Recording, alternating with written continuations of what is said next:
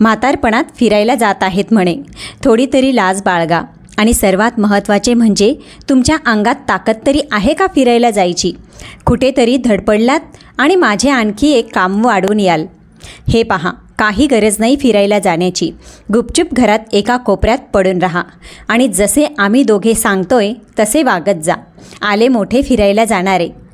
दर महिना मिळणारे पेन्शनचे पैसे त्यांना नाईलाजाने मुलाला व सुनेला द्यावे लागत होते. सून ते पैसे आपल्या मर्जीने खर्च करायची. त्या पैशातून घर खर्च करून ती राहिलेले पैसे स्वतः वापरायची.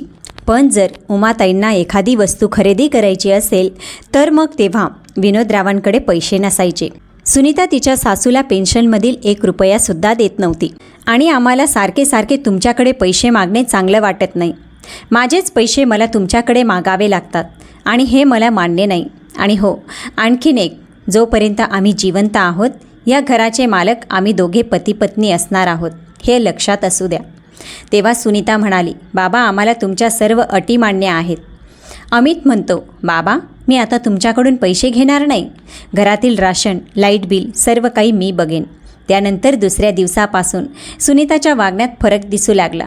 ती सकाळी लवकर उठली, घरकाम करू लागली. तेवढ्यात उमाताई मंदिरातून घरी आल्या. त्यांनी पाहिले की सुनीता किचनमध्ये काम करत होती.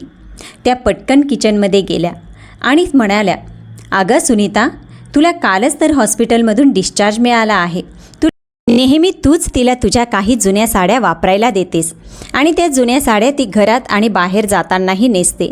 त्यामुळे मी विचार केला की उमाच्या वाढदिवसाला तिला एक छानशी साडी खरेदी करून द्यावी. तेव्हा सुनीता म्हणाली, अरे वा, म्हणजे आता सासूबाई 1000 रुपयांची साडी नेसणार, तर ती सुद्धा म्हातारपणात.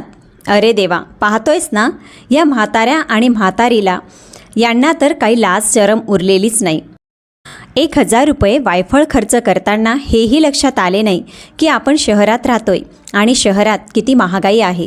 पण या लोकांना तरी कसे ठाऊक असेल, कारण यांचे तर आयुष्य खेडेगावात गेले आहे.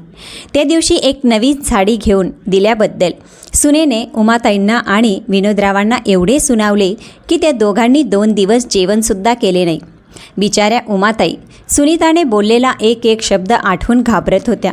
त्या मनात म्हणाल्या की एक साडी घेतली म्हणून सुनीता किती गोंधळ घालत आहे. आता तर माझ्या नवऱ्याने त्या दोघांना न सांगता पेन्शनचे पैसे तिकीट बुक करण्यासाठी वापरले आहेत आणि काही पैसे आपल्या खर्चासाठी स्वतःजवळ ठेवले आहेत. मग आता यावेळेस सुनीता काय बोलेल कोणास ठाऊक.